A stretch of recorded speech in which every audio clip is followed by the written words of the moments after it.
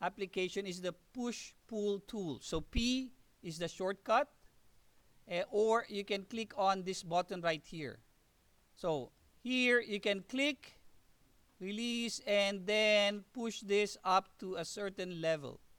Now, if you want it the same height as the object or box beside it, you can hover over that face or that endpoint, and it will create it so that it's uh, at the same height.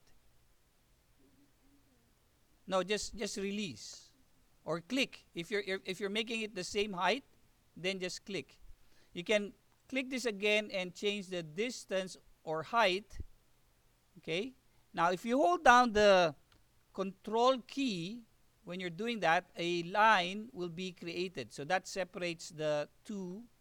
Okay.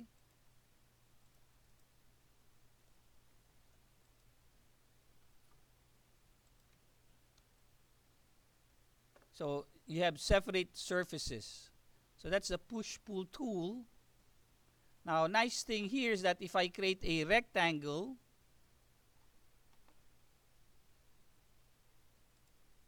so R is the shortcut for rectangle, C for circles. Okay, so I'll type R. And let's say we have a nice window here. I can push-pull that, so P, push-pull, push it to the other side. And maybe just push it up to the surface here, and you get an opening.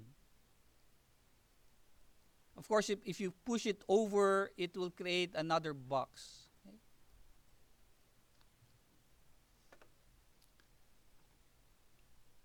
So you can create circles, and of course do a push-pull.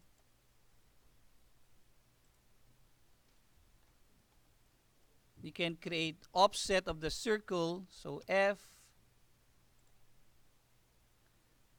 and then you may type the distance, let's say 0.3, enter, and push-pull to create a nice hole right there. Okay, so circles and rectangles. You also have arcs here.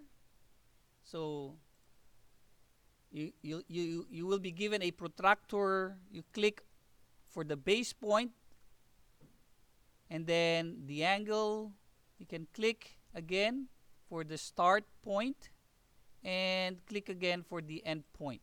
So this is useful for our stairs. When you're doing the stairs, there's an option here where you can actually click on the 2 points of the arc. So A is the shortcut for this. So click. So that will be the length of the arc, of the chord of the arc, and then this could be the arc radius. So again, this might be more useful for that stairs if you're going to be doing the stairs. And then you can simply do an offset, so F, and maybe offset it by 0.2, enter. Right, and then you can add your lines.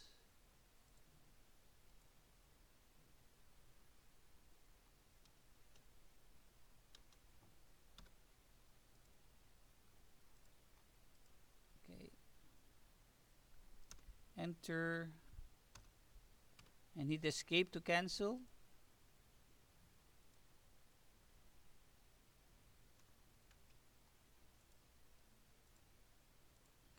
So with that, you're able to again push-pull and create that nice stairs area. Okay, so you know how to create windows or openings for windows. Okay, you can create walls. Again, simply create your rectangle,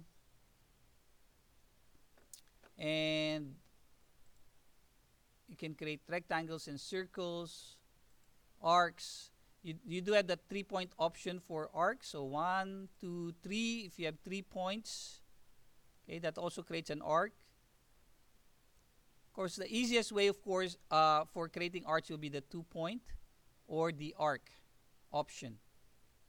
Now you do have the pie option, so just experiment with it. So it creates a nice pie. Offset, and then you can move objects around. So M is the shortcut for move, so you can select and move. Sometimes I like to pre-select. So let's say you pre-select the object, so you can window to select the object, or you can do a crossing. So click and drag to the left. Anything that crosses that box will be selected. So similar to AutoCAD. For window, it should be within the box. Okay? So I can select that, type M for move, and select where I'd like to move it. So that's how you move things around.